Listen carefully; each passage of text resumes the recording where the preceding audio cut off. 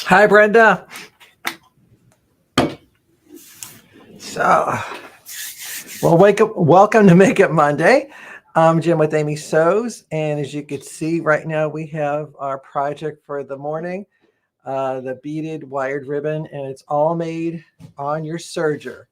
Well, actually, the construction part, the pieces were cut out. You can either do scissors, or what I did, it was a scan and cut, and had everything done on that. So welcome. And hi, Vicki and Reen. Glad to see you this morning. So basically, it's a really simple project. It's one of the things is knowing your serger helps. And we're just doing a basic 3-thread when we do that part. Hi, Bonnie. And what we have to do first is like get our fabric prep. So I'm going to take you to the overhead and I'll show you what we need with that.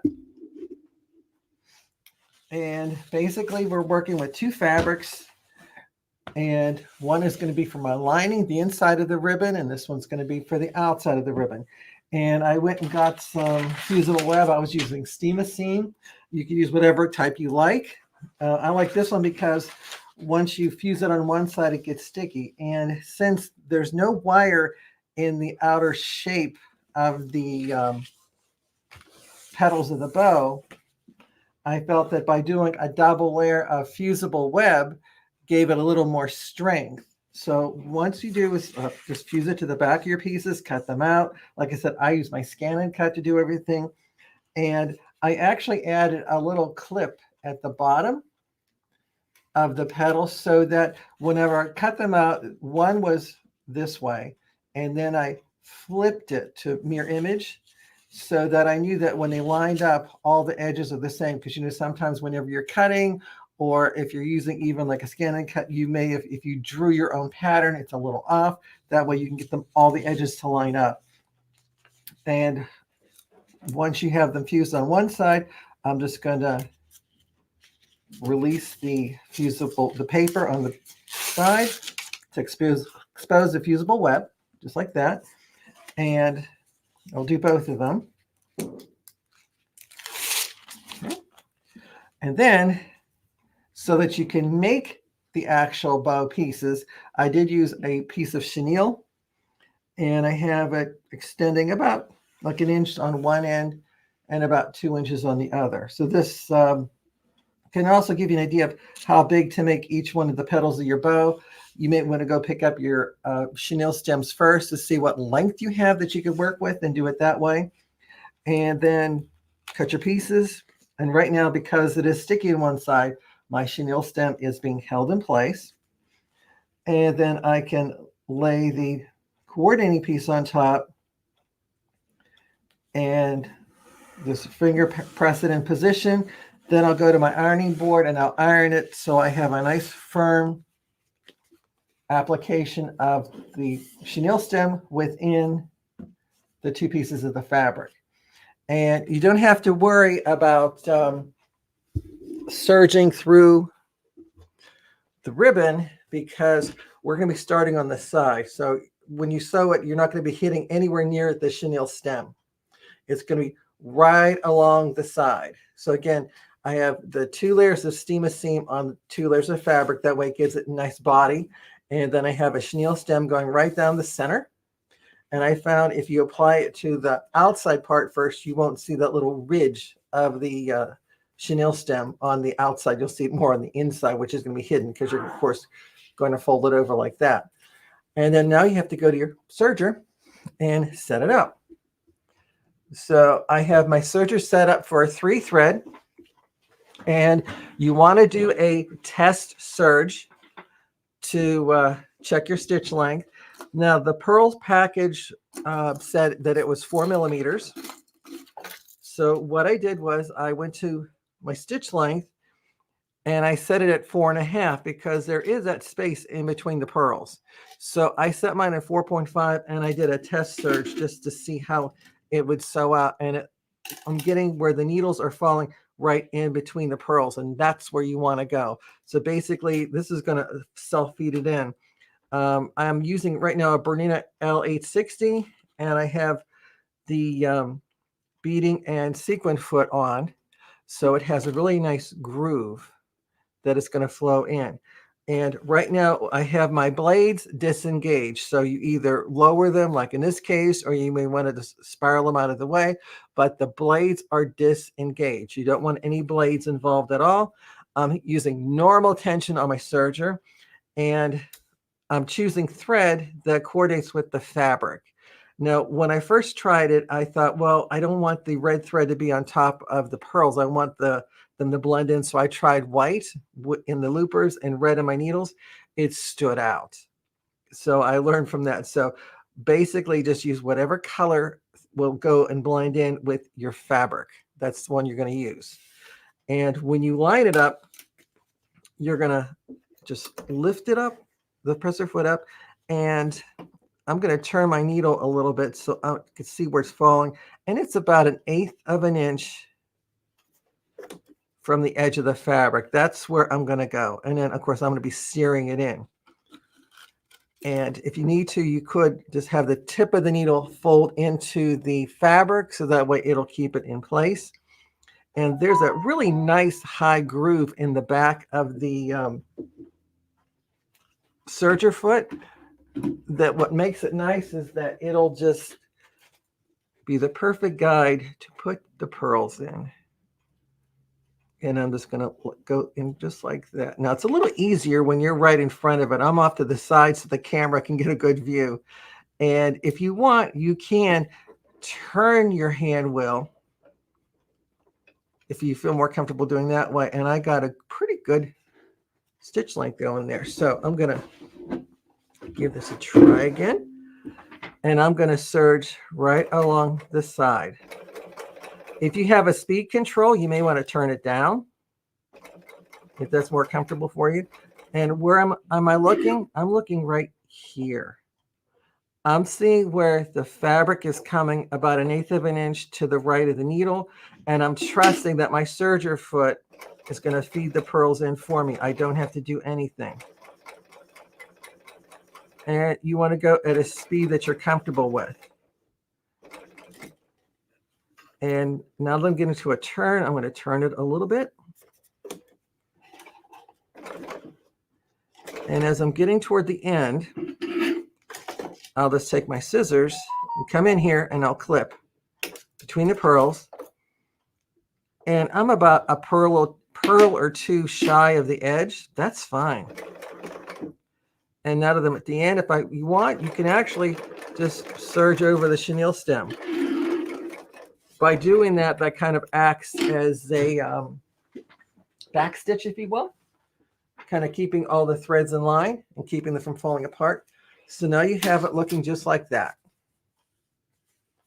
And then you go to the overhead so you can see a little better. Oops. There we go. So here you can see all the pearls neatly in along the edge. Now, when I started, I got a couple extra pearls up here. What I'll do is I'll just go ahead and come in and I'm going to clip those off. Even trim my tail a little bit. There we go. So now I'm ready to start the second side. So when I go to do the second side, I would set it up just the same way. But this is why you're going to want to trim a pearl or two away from the very end. When you put it under the foot of the serger, right now I'm sitting on a pearl. So what I need to do is come in here and I got to trim out that extra one.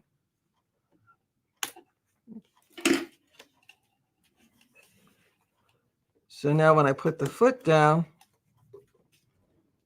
and turn my hand, well, I'm still catching the fabric, but I don't have the pearls inhibiting the movement of the foot. So I'm going to do the same thing to the opposite end. So apparently this pearl may have to go when I'll find out more when I get to that end. So you don't have to worry about losing a pearl or two at the beginning, because when you go to make your bow, it's going to be all wrapped inside. So it doesn't really matter if you lose a pearl or two just at the tip. Okay. Now I got that pearls positioned, the fabric's positioned, and I can serge right along the edge.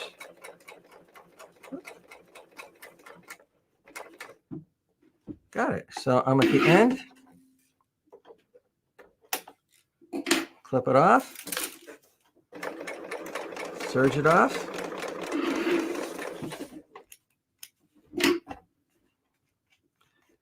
And I got my beads put right along the very edge of the bow.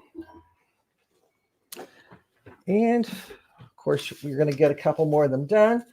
And the coordinating tie, of course, for the bottom of your bow. And thank you, Carolyn.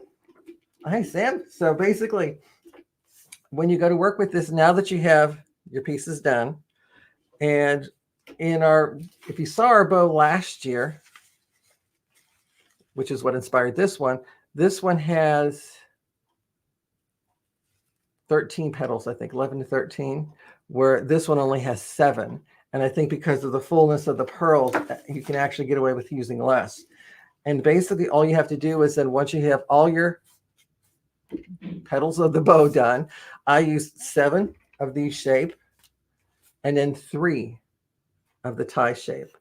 And then you just take your ends and match them.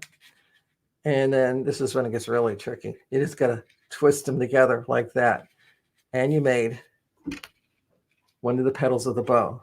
So if you want, you can just go through and take all your pieces first, twist them together like that. Okay. And then you just take the 2, twist them together 1 or 2 times, and then you add your next petal and your next petal until it grows into looking like that. And of course, at the end, you're going to go ahead and add 2 or 3. I think 3 looks nice for the little ties at the bottom. It makes it look pretty full. And 1, 2, 3, 4, 5, 6. Got 7 just to be sure. So I had 6 around in a circle and then 1 right in the middle, and it makes a really nice, pretty festive bow. You can still see some of the inside of the contrast color.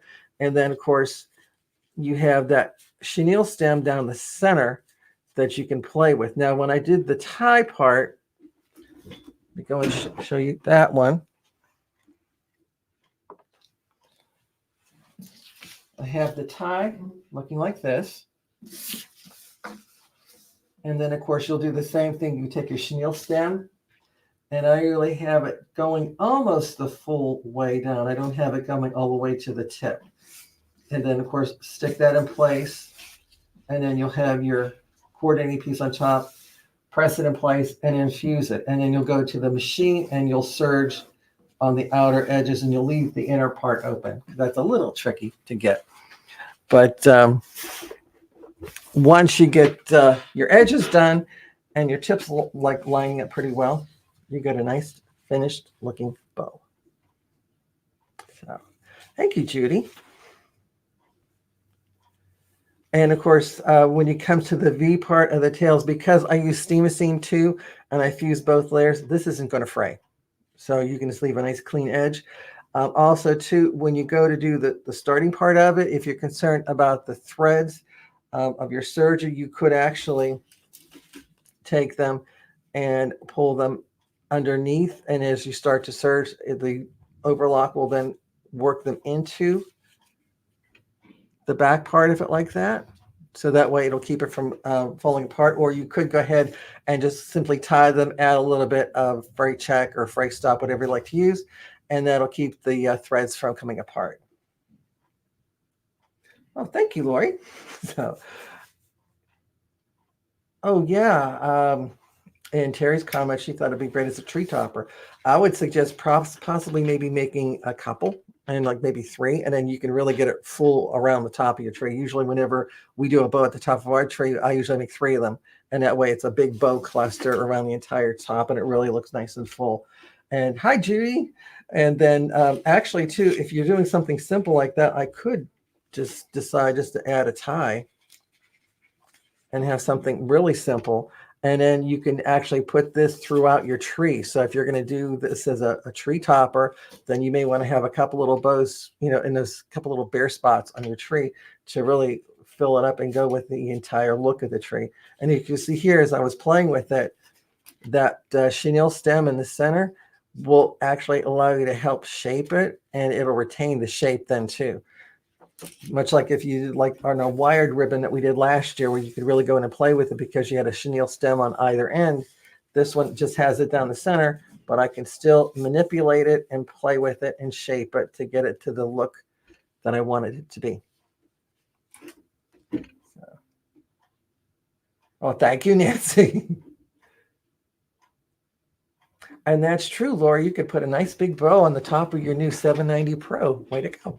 So hopefully you like that. And you may go and tell your friends about the project, and maybe even they may want to view it and watch it and see what else they can come up with, because you never know all the different combinations everybody's going to come up with, the different types of fabrics and the pearls, and even like the threads. You can probably even get away with putting metallic in it just to get a little shimmer on the sides of it like that. So if you like that, be sure to go to the website, Amy Bachman Sew Quilt or amysews.com, and check out all the different classes that we have online and in store. We have a really great rhinestone class coming up, as you can see behind me here, and you can see all the different gift ideas we have behind me. That was from our gifts to make that we did last week, so hopefully you didn't miss that. But then again, you can always sign up on our mail list, and of course we have our monthly subscriptions with the scan and cut box and our serger box, and that one's going to be pretty incredible for January, so you don't want to miss that one. And of course, if you kind of like the class and my technique, you can follow me also on the Original Sewing Quilt Expo at their website at sorry, just won't blank this website for a minute, sewingexpo.com. And you can check out my schedule for next year as I travel with them. So thank you, Susan. And hopefully, if anybody has any questions, you can be sure to stop in and you can ask us here or message us here. And okay, so Amy suggested that if you wanted to, you could go ahead and glue pearls along the inside of the V if you wanted it to be all over. So again, it's your bow, do as you like. So if you want to do it that way, because I think it's a little tricky to get it inside with the machine, but you can do that if you want an all over finish look.